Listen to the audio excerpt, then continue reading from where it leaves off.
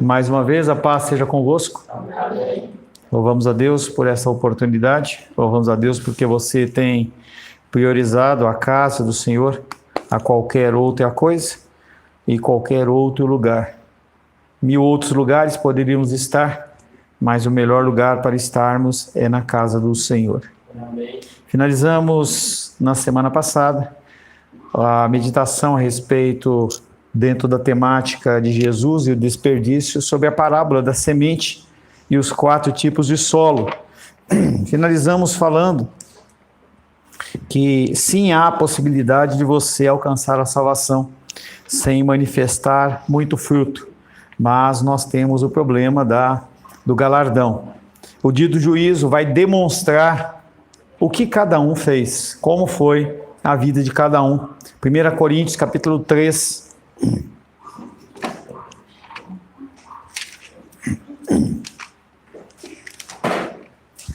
1 Coríntios capítulo 3, versos 13 e 14. Manifesta se tornará a obra de cada um, pois o dia a demonstrará, porque está sendo revelada pelo fogo, e qual seja a obra de cada um, e próprio fogo provará. Se permanecer a obra de alguém, e sobre o fundamento que ficou, esse receberá galardão. Então aqui em Coríntios ele traz uma visão profética do dia do juízo, do tempo do fim, em que tudo que você fez ou que você deixou de fazer vai ser colocado na mesa diante do Senhor. E a forma de você provar se aquilo provém de Deus ou não provém de Deus vai ser o fogo do juízo do Senhor. Aquilo que é bendito, aquele que é abençoado, ele vai permanecer, e a pessoa que assim o fizer vai receber o galardão. O que é galardão é aquela palavrinha que é tão confusa e tão complexa, em que nós não temos a certeza, mas nós temos a dedução de que no tempo do porvir haverá diferença entre aqueles que serviram ao Senhor aqui na terra, confiando na ação divina do Senhor, e aqueles que simplesmente não fizeram nada, tiveram um cristianismo nominal, um cristianismo apenas superficial. A influência do crente, que é um construtor, uma pessoa que realmente constrói coisas, que traz a esse mundo algum benefício, não apenas vem aqui para consumir, mas alguém que constrói sobre a vida dos próximos e membros do corpo. Se ela não foi positiva, o fruto ele foi apenas para a sua própria salvação. Então sim, eu posso construir coisas para a minha salvação apenas, mas também posso edificar a vida de outras pessoas através de testemunho, através de bênçãos, através de toda sorte de coisas que você possa fazer. As cinzas do esforço mal motivado correspondem a um trabalho tão destituído de qualidade que, como nos solos à beira da estrada, eles são perdidos. Se você é uma pessoa que vive um cristianismo superficial, mas não vive um cristianismo para a glória de Deus, o Senhor ele não vai reputar você como um cristão. E aí esse tempo que você despendeu dentro da casa do Senhor, com seus dízimos, ofertas, com o seu tempo dedicando-se à obra dele, é realmente um perdido e um desperdício. Então nós temos que tomar um cuidado, porque mesmo dentro desta vida, quando você não produz frutos, você está mostrando que o seu cristianismo ele é um cristianismo que é falho, é um cristianismo que está voltado apenas para si. Nós temos que tomar um cuidado muito grande em relação a por que nós fazemos o que fazemos. Qual é a motivação dos nossos corações. Marcos capítulo 4, verso 26.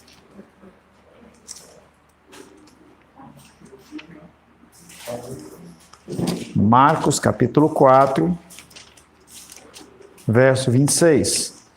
Disse ainda: o reino de Deus é assim como se um homem lançasse a semente à terra. Somente Marcos fala dessa parábola de Jesus. Mateus, Lucas e João não citam esta parábola, em que, à primeira vista, não parece que tem algo a acrescentar ao que as outras palavras do reino ensinam. Simplesmente ele fala que o semeador lança a semente na terra.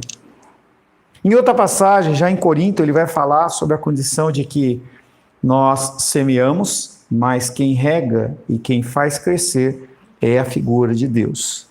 Durante o tempo em que a semente germina, ela dorme, ele, semeador, dorme, se levanta de noite e de dia, não sabendo qual o segredo do milagre da reprodução. Então, nós semeamos a palavra. Então, Por exemplo, estamos colocando os vídeos no YouTube ou no Facebook. Toda vez que você compartilha, você não tem noção de aonde essa palavra chega.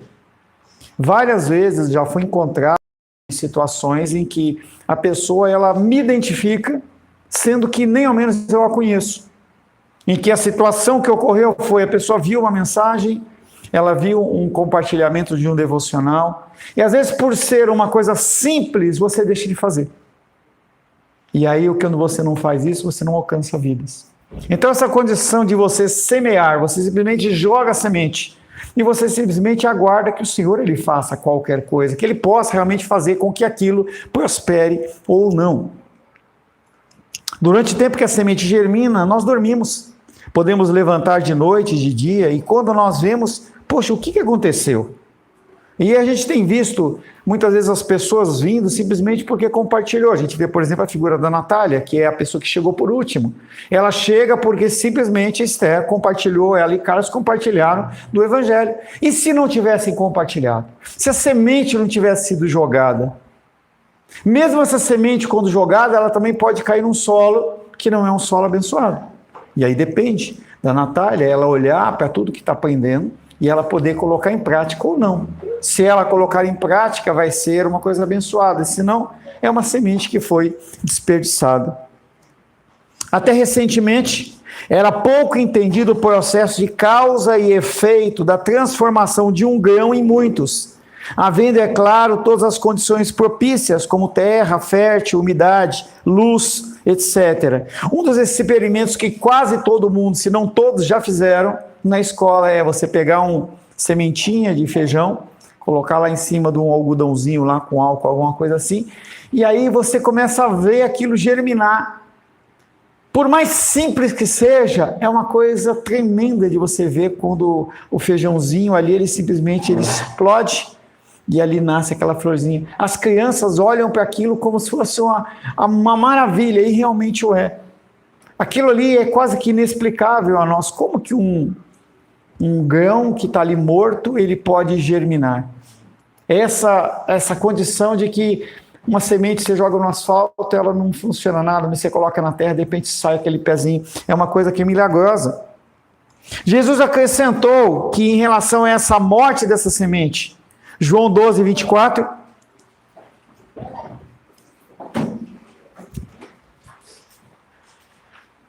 Evangelho de João 12, 24, o versículo que define a nossa igreja. Esther. Em verdade vos digo, se o grão de trigo caindo na terra não morrer, fica ele só. Mas se morrer, produz muito fruto. Que é exatamente o contexto do que nós sempre pregamos aqui. A condição de que você tem que abrir mão da sua vida em prol do outro. Esse tempo que você investe, o tempo de desgaste, essa condição de você conviver com as pessoas, e é uma coisa difícil, é muito mais fácil você estar sozinho. Tem pessoas que optam por viver sozinho. Essa dinâmica da vida de casamento, com filho e tudo mais, é uma coisa que é complexa. E aí, se você quer viver para si, o que acontece é que quem está em volta morre. Mas se você está disposto a você morrer, tudo bem? Não, eu estou dizendo que dá para pôr duas coisas. Mas deixa, eu já coloquei lá.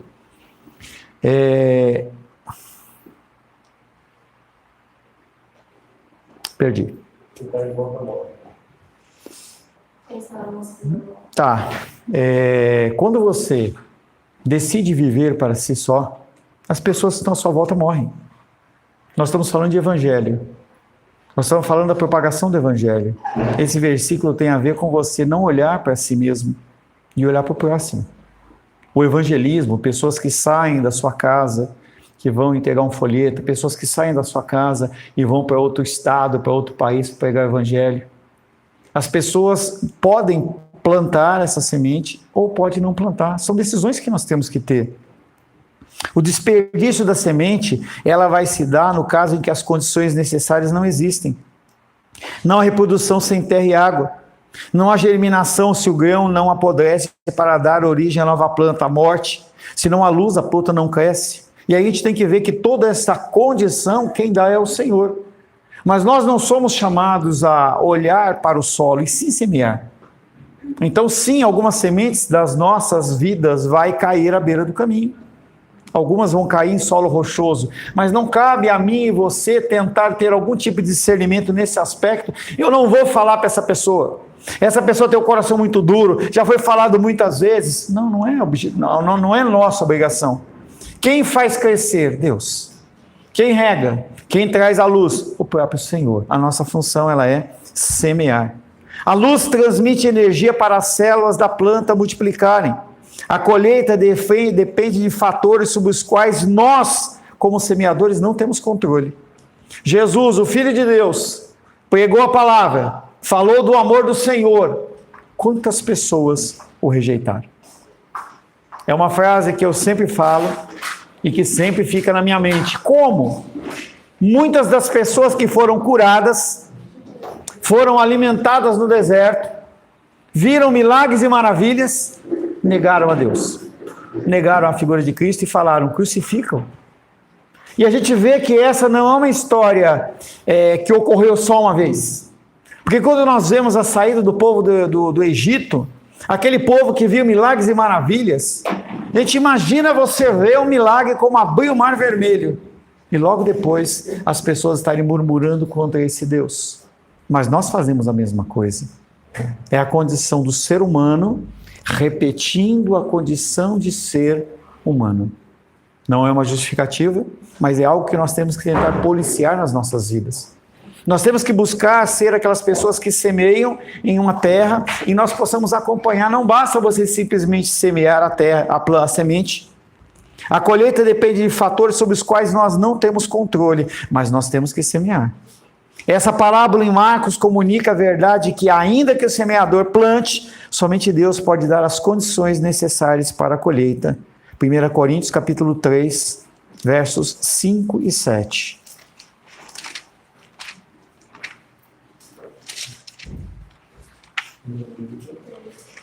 Primeira Coríntios, capítulo 3, versos 5 e 7. Quem é Apolo e quem é Paulo?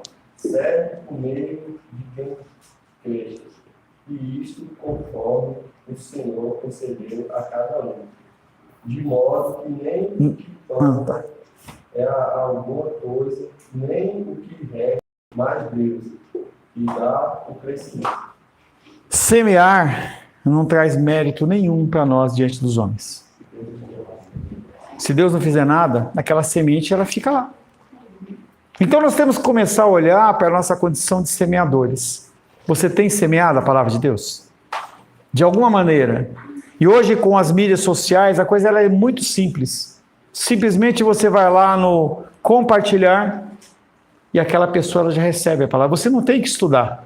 Você não tem que se preparar. O mínimo do mínimo que nós podemos fazer é isso. A gente vê os influenciadores que eles colocam, dá um like. Você dar um like num vídeo, faz com que aquele vídeo, e você como uma pessoa que trabalha com marketing sabe, vai fazer com que aquilo alcance outras vidas. A minha pergunta é, dentro dos vídeos que nós postamos, você dá um like? Você entende que o mínimo que você pode fazer, você não faz? Se você faz, amém? E se você não faz? Você olha para aquela condição de você faz os seus vídeos lindos, maravilhosos, e você quer que as pessoas curtam. A gente vê os vídeos que o Felipe faz com muita qualidade. Eu vou parar de mexer, por favor, que você está tirando a minha atenção. Eu vejo os vídeos que o Felipe faz, vídeos com... legal os vídeos que eles fazem. E ele faz aquilo para chamar a atenção do público. E aí eu vejo vocês vão lá e compartilham. Mas e o vídeo da igreja? Porque se você entende que você está comendo uma coisa que é saudável, por que não compartilhar? Se você vai no local que vende um lanche, vende uma carne, vende um camarão, vende alguma coisa, e a pessoa pergunta para você assim, poxa, você tem um lugar para me indicar? Você vai lá e indica. Por que você não indica o vídeo? Entenda que é uma coisa simples. Eu tive todo um trabalho de estudo, e você também pode ter. Há um mês e pouquinho atrás, eu falei, poxa, eu posso pregar? Posso, pode. Prepare, vamos trabalhar. Por que mais pessoas não fazem isso? Aonde está o teu desejo de levar semente? Pô, mas eu tenho vergonha. Vamos aprender junto. Para que você possa proclamar o evangelho aí fora. Falar do amor de Deus. Tudo isso tem a ver com a semente da terra que frutifica por si mesma. Pode ser que no dia do Senhor você encontre uma pessoa lá e a pessoa olha para você e fala assim, poxa, aquela palavra que você me deu naquele dia me levou a um constrangimento do meu coração. E eu pude então confessar Jesus como Salvador, estou aqui do teu lado hoje. No dia do juízo, já falei para vocês, vai ser um dia de alegria e um dia de tristeza. De tanto tempo que você perdeu, de tantas oportunidades que você deixou passar. Mais uma parábola, Mateus capítulo 13. Trazendo à tua memória, nós estamos meditando em Jesus e o desperdício. E nós estamos falando de todas as parábolas que Jesus falou, em que houve o desperdício. Mateus capítulo 13, versos 24 a 30, 2 versículos cada um, por gentileza. Pedro. Outra parábola lhe contou, dizendo, o reino dos céus é semelhante ao homem que semeou boa semente no seu campo. Mas, enquanto os homens dormiam, veio o inimigo dele, semeou o joio no meio do trigo e retirou. Aisa. E quando a erva cresceu e produziu, apareceu também o joio. Então vinha o servo do dono da casa e lhe disseram, Senhor, não semeaste boa semente no teu campo? De onde vem, pois, o joio? Nicolas. Ele, porém, lhes respondeu, um inimigo fez isso. Mas os servos lhe perguntaram, queres que vamos e arranquemos o joio? Não, replicou ele, para que, ao separar o joio, não arranqueis também com ele o trigo. Natália, 30. Deixai os crescer juntos até a colheita. E no tempo da colheita direi aos ceifeiros, juntai primeiro o joio, atai em feixes, para ser queimado, mas o trigo me colhei no meu celeiro. E aí a gente vê novamente uma outra parábola, em que ele fala que a gente não tem que medir. A gente não tem que escolher para onde nós semeamos. Nós semeamos aonde tivermos que semear. Porque a semente ela vai cair e pessoas elas vão crescer e outras pessoas elas vão ser contrárias. Ontem a gente estava lá no evento lá, que ministramos, que eu mandei o convite para vocês. E aí havia, por exemplo, uma pessoa lá que todas as perguntas que ela fazia pelo chat GPT. Era uma pergunta super complexa, ainda bem que não caiu nenhuma para mim. Tinham 3 pessoas e sempre caía com a pessoa do lado. E aí você via que aquilo ali não foi uma pessoa que... não foi natural. Então ela estava lá para o chat GPT, eu construí uma pergunta assim e lançava uma pergunta cheia de meandros. Será que aquela pessoa recebeu alguma coisa do que foi falado aquela noite? Não sei. Mas ela estava lá para receber. E aquele contexto que nós sempre falamos. A palavra de Deus ela tem duas finalidades. Salvação e condenação. Nós temos que semear. Mas como que a pessoa ela vai acreditar se não há quem pregue? Como a pessoa ela vai entender a respeito de um assunto se não tem ninguém que explique a respeito daquilo? E a palavra de Deus diz que bem-aventurados são os pés daqueles que semeiam a palavra. E você é um mini semeador, em que você tem que usar aonde você está com o objetivo de semear. Semana passada estávamos com um casal aqui, em que a Rayane foi lá e comentou com eles, e eles vieram. Se vou voltar ou não, não importa. A semente ela foi lançada. Se é vontade do Senhor, vão voltar ou vão para outro lugar, não importa. Mas a pessoa ela tem que ter a oportunidade de ouvir a palavra de Deus. Essa parábola do joio e trigo também lança luz sobre a teologia do desperdício. Se não houvesse um inimigo que semeia joio no meio do trigo, o campo seria uma produção de trigo boa e sem perdas. Mas sempre tem um inimigo, que não necessariamente é a figura de Satanás. Se você é uma pessoa que está dentro da igreja, ou dentro de uma comunidade, e você não professa e não vive os elementos da fé cristã, o que acontece é que você está semeando o joio. Nós temos que ter um discernimento tremendo e buscar sempre o entendimento do que é certo e o que não é certo, para que a gente não possa propagar aquilo que é errado. E uma das coisas que a mídia social mais faz conosco cristãos é exatamente isso. Você vê um lixo e você compartilha com alguém. O algoritmo ele não está preocupado se você gostou ou não gostou. Simplesmente aquilo chamou a sua atenção. Aí você deixa de compartilhar uma coisa bendita, mas você colocar uma coisa que é lixo. E a gente tem que tomar cuidado, porque nós estamos semeando joio no meio do trigo.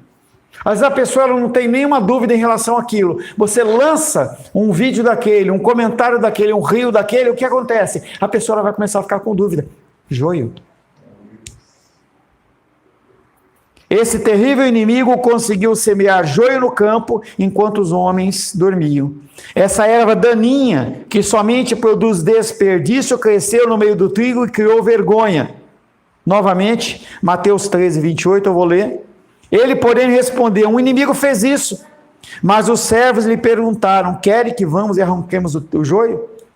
E aí, quando nós vemos uma situação como essa, a primeira decisão nossa é cortar. Eu não vou mais falar, eu não vou mais interceder, eu não vou mais me relacionar. E a gente quer fazer o quê? Cortar isso como se fosse um joio. Mas a gente não sabe o que vai se mudar no coração da pessoa. Quando a gente vê a figura do Estevão, sendo apedrejado, a morte dele levou à conversão do apóstolo Paulo. Porque quando a pessoa fala mal de você e você a abençoa, faz o jogo contrário, além de você acalmar o coração dele, porque a palavra branda acalma o furor, você amontoa brasas vivas sobre a cabeça da pessoa. O sacrifício de Estevão levou à escrita de todas as cartas que nós temos no Novo Testamento. Ele teve que morrer. Aquela semente da vida dele teve que morrer, para que outros pudessem ter vida. Os servos perguntaram ao dono: vamos tirar o joio? A resposta foi não, por causa do perigo de arrancar o trigo juntamente com o joio, dando mais prejuízo ainda. Quando nós tentamos de alguma maneira arrancar o joio, o que nós fazemos? Nós arrancamos também o trigo. Não quer dizer que não tem que haver repreensão, não quer dizer que não tem que haver juízo, exortação, não é isso. Se fosse assim, a gente só ia pregar sobre algodão doce aqui na igreja. Nossa igreja talvez tivesse 50, 100, 200, 1000 pessoas, só algodão doce. Eu vou começar a ver anjo, vou começar a falar da bênção, mas não é esse o processo. E tudo tem que ser feito segundo o discernimento do Espírito Santo, porque quando você faz segundo o Espírito Santo, a pessoa que é de Deus, ela ouve. A pessoa que não é de Deus, ela não aguenta, ela vai embora. Quantos e quantos discipulados e aconselhamentos eu começo e interrompo porque a pessoa não aguenta. Ela prefere viver no engano. Porque a verdade, ela incomoda. A verdade faz com que a pessoa ela comece a refletir sobre aquilo que ela está fazendo. Eu vejo algumas coisas na internet que você curte, que eu fico olhando assim, será que essa pessoa realmente viu? Com todo o amor e carinho que eu tenho ao meu querido Gabriel Sampaio. Gente, não dá para dar curtida naquela música dele. Não dá. E aí eu ouvi um trechinho logo no começo, virou jogo, eu larguei a bebida, não sei o quê, agora vou ficar no Netflix, no cobertor. Gente, não dá para curtir isso. Ele sabe disso, eu falo para ele. Falei, cara, você é cristão. Não dá para você se perverter em qualquer área, simplesmente para que eu tenha um bom posicionamento social ou financeiro. Quantas e quantas vezes eu já passei por situações em que situações ilícitas me foram trazidas, que eram contrárias às Escrituras Sagradas, em que eu iria levar rendimento. Gente, tenho recebido muitos convites, eu tenho visto, alguns deles eu tenho aceitado. Cada viagem que eu faço dessa, eu ganho numa oferta dessa mais de R$1.000. Fui agora lá no Maranhão, e aí eles pediram que levasse apostila. Eu fiz 45 apostilas pedido da igreja, eu recebi R$1.000 de oferta, e cada apostila dessa eu vendi por R$20, foi mais de R$2.000. Mas não é isso que pode mover o meu coração. O meu objetivo, o meu chamado é com você. Independente de você achar que tem que vir para a igreja ou não, eu tenho que vir aqui porque é o meu papel. Da mesma maneira, você não pode permitir que as coisas do mundo te pervertam, porque elas vão querer te perverter. Oportunidades que vão ser feitas numa situação em que você vai deixar de estar com o Senhor, vai deixar de estar com a sua família para oferir uma renda ou ganhar alguma coisa. Estava ontem conversando com um dos pastores que estava lá e ele falou para mim assim, 2026, eu vou colocar regra na minha vida. Eu vou conversar com o meu líder, eu vou colocar regra na minha vida. Você tem que ter horário, você tem que ter tempo com o Senhor, tempo com a tua família. Você não pode abrir mão disso. Você tem que viver um tempo diante do Senhor racional. Porque a semente que você planta, ela germina de noite. Você tem que trabalhar? Sim. Tem que estudar? Sim. Mas não é o teu trabalho que faz a sua prosperidade. Eu tenho falado isso há 10 anos. Porque se assim não fosse, eu não estava morando onde eu estou morando no Guará. E eu continuo lá pagando meu aluguel e não falta nada. Porque eu decido fazer o quê? Servir ao Senhor. E você vai poder viver uma vida muito melhor se você entender essa dinâmica e você puder começar a agir como um servo de Deus que acredita que a semente, ela germina enquanto você dorme.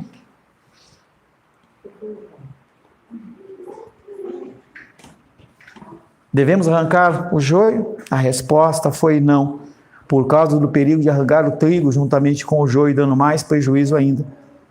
Somente quando Cristo voltar no tempo da colheita será possível fazer a separação adequada entre o que é aproveitável e desperdício. E não vai ser eu que vou fazer, nem você, porque o nosso juiz ele é falho. O Senhor ele vai fazer a separação ele mesmo. Devemos entender que a confusão que o diabo, e não só o diabo, mas nós também fazemos, quer criar no meio do povo de Deus, é fomentar a suspeita sobre a salvação dos membros da igreja. Se fosse possível distinguir claramente os santos eleitos dos injustos, essa confusão não entraria nas nossas cabeças. Mas nós não estamos aqui como juízes. Nós estamos aqui como semeadores. Semeadores. Será que você não pensou ainda em você colocar na tua loja um bolinho de folhetinhos lá? Não precisa carimbar, não. Coloca uns folhetinhos lá, em que a pessoa, quando você entregar o seu buquê de flor, você entrega para a pessoa? Será que não é uma forma da pessoa ser alcançada? Será que numa cesta de café da manhã você colocar, além de todos os adereços lá, saborosos que você coloca, colocar alguma coisa de Deus? Colocar alguma etiquetinha, alguma coisa que remeta ao cristianismo? Ou será que você está preocupado com a perca do seu cliente? Ah, mas aí eu não vou alcançar o macumbeiro, eu não vou alcançar o satanista. Pode até dar risada, mas passa no nosso coração esse tipo de coisa. Mas será que, qual é o propósito? Esse casal que eu estou acompanhando lá no Maranhão, ela compartilhou comigo, eles, né, segunda-feira eu os encontro em grupo, os dois. Ela é uma pessoa muito bem estudada, faculdade, pós-graduação, doutorado e MBA na FGV. Ele é um profissional top dentro da área de funilaria e pintura. Ele recebeu um convite para ganhar um salário de R$12.000, fechar a empresa dele e ganhar um salário de R$12.000. E ela, na mesma semana, recebeu um convite para ganhar R$30.000 como diretora financeira de uma outra empresa. E eles olharam para mim e falaram assim: pastor, aquele lugar onde nós estamos lá foi criado por Deus. E aquele lugar tem um propósito. Eu não sei qual é o propósito, nós estamos passando dificuldade. Nós agradecemos, inclusive, pela essa dificuldade, porque nós podemos te conhecer, você está nos auxiliando dentro da área evangelística, dentro da área de casais. Então, não é o momento, e nós rejeitamos essa proposta. Mas por que isso? Porque eles entenderam que aquele local tem um propósito. Será que a Embalou não tem esse propósito? Será que a Verano não tem esse propósito? Eu não lembro qual que era de vocês. Será que o Ateliê das Flores não tem? Será que a Café com Flores não tem? Será que a Roswell não tem um propósito? Será que não tem, gente? Será que o propósito de ali é simplesmente para você ganhar um recurso? E você devolver como você faz assiduamente o seu dízimo e tudo mais? Será que é só isso? Se fosse possível distinguir claramente os santos eleitos dos injustos, essa confusão não entraria nas nossas cabeças. Se com a regeneração pelo Espírito Santo os convertidos deixassem de pecar para o resto da vida, seria fácil ajuntar os feixes de joio. A vida nova na terra, porém, após a conversão não é perfeita. Palavras e ações de pessoas regeneradas às vezes mostram menos graça do que aquelas realizadas por incrédulos. Às vezes, a minha ação, a sua ação, ela espelha muito mais a vida de um ímpio do que de um salvo. Muitas vezes você olha para a vida de um ímpio e a pessoa está muito mais preocupada com a vida do próximo. Quando você vê a vida de um espírita, independente da motivação do coração dele, ele vai lá, entrega o seu melhor, ele passa o dia, ele usa os seus bens, os seus dons em prol de comunidades, em prol de coisas. Cadê a gente fazendo a mesma coisa? 1 Coríntios capítulo 3.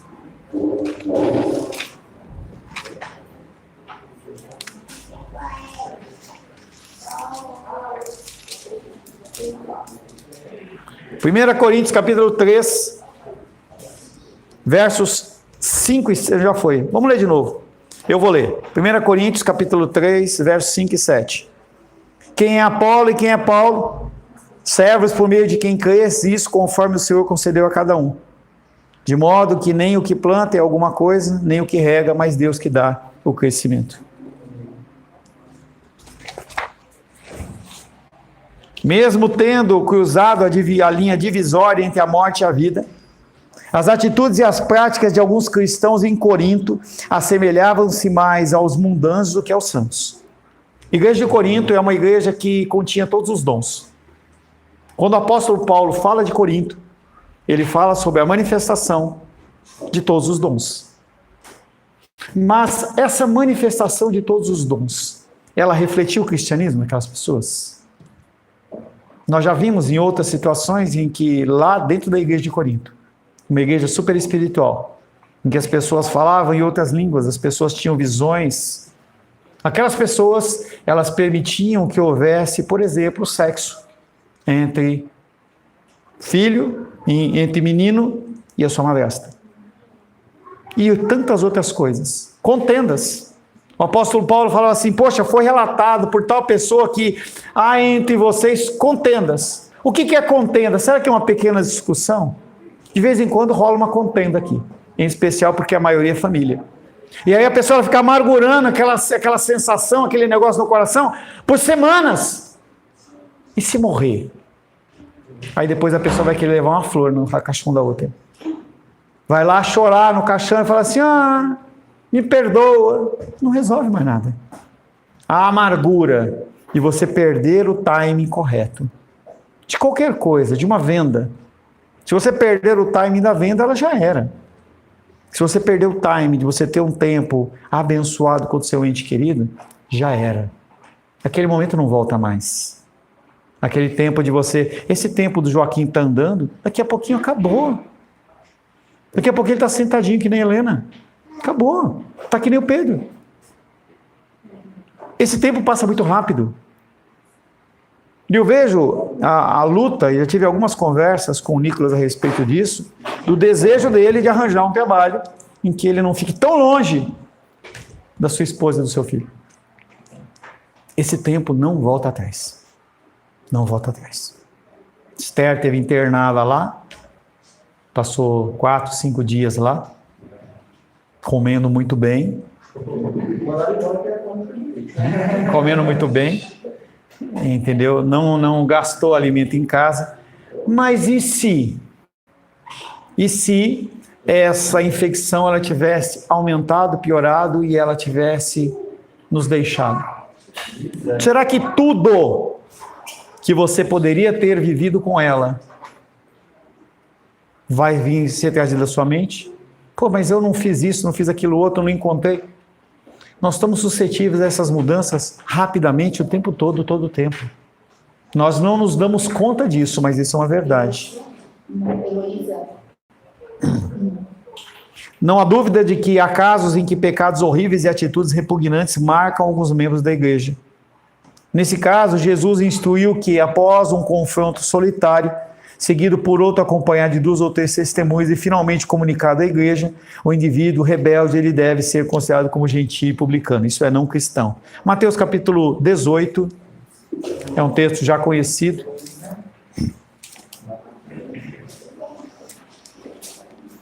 Mateus capítulo 18.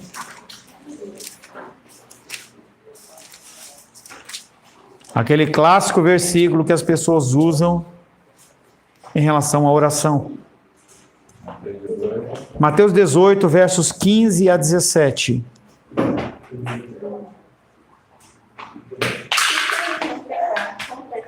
Vá a e ele só. Se ele te ouvir, ganhaste o teu irmão. Se, porém, não te ouvir, toma ainda contigo Uma ou duas. pessoas, para que, pelo depoimento de 2 ou 3 testemunhas, toda palavra se estabeleça. E se ele não os atender, diz-o à igreja, e se recusa a ouvir também a igreja, considera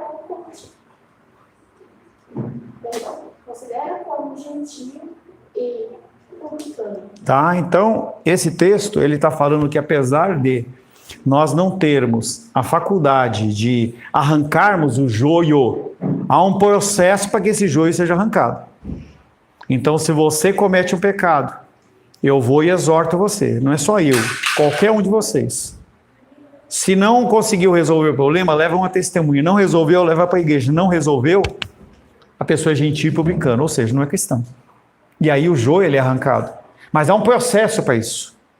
Esse processo é uma coisa que acontece numa sequência, há todo um tratamento, há aconselhamento, vamos conversar, vamos trabalhar, para que então a pessoa ela possa ser corrigida ou não. É o que acontece com casais. Então vocês, como casais, uma vez por mês, a cada 2 meses, eu chamo, e aí, como é que tá? Tá tudo bem? Tá tudo bem, tá tudo jóia. Daqui a pouco explode. Aí vem o problema. Vem o pega. Aí traz. Um vomita, fala, não sei o que e tal. Aí eu chego e falo. Isso é para todos. Vamos fazer o acompanhamento? Vamos, pastor, a gente precisa. Vamos nos encontrar? Vamos. Uma vez? Vamos. Aí melhora. Aí o que acontece? Deixa para lá. Some. E eu não tenho problema com isso. Porque agora não, porque minha filha está trabalhando à tarde. Mas quando ela estava em casa, quando você dava o cano em mim e eu já tinha feito as minhas atividades, eu ia com ela ver uma série de Netflix, não tem problema nenhum. E espero que a próxima vez... Porque, gente, entendam. Se você não resolver, ciclicamente, volta. É a ideia do cara que fala assim, eu quero viajar. Porque eu estou com dificuldade. Você viaja. Quando você voltar, o problema vem, bate na tua porta e fala assim, eis-me aqui outra vez. Qualquer um dos dois. Seja o homem, seja a mulher. Se não resolveu, Felipe e Rayane, Esther e Carlos, Nicolas e Aisla, Ingrid e Wallace, André e Vânia. Se não resolveu, vai voltar a acontecer de novo. Você pode fazer alguma coisa para que isso fique maquiado. Então eu vou lá e compro um presente para Rosângela, que ela está sempre querendo, aquilo vai acalmar o coração dela, até isso passar o efeito. Passou o efeito, novamente a dificuldade ela aparece. Então vamos parar por aqui, dentro desse texto aí de Mateus capítulo 18, de 15 a 17, entendendo que nós não somos chamados a arrancar o joio, a revelia de qualquer jeito, mas há um processo sim de julgamento em relação às pessoas. Graças a Deus, dentro dos nossos 10 anos, 11 anos de igreja, nunca isso foi necessário. Normalmente, quando há uma repreensão, a pessoa ela entende, até porque nós temos plantado na vida de vocês o entendimento e a sabedoria para você discernir. Então, o que acontece é que você mais facilmente você volta para o caminho. Amém, queridos? Senhor, te louvamos, adoramos e bendizemos, agradecemos pela tua graça e teu amor. Queremos pedir, Pai querido, que o Senhor nos abençoe agora no nosso tempo de comunhão, em lanche, em nome de Jesus. Amém. Graças ao nosso bom, querido e amado Deus.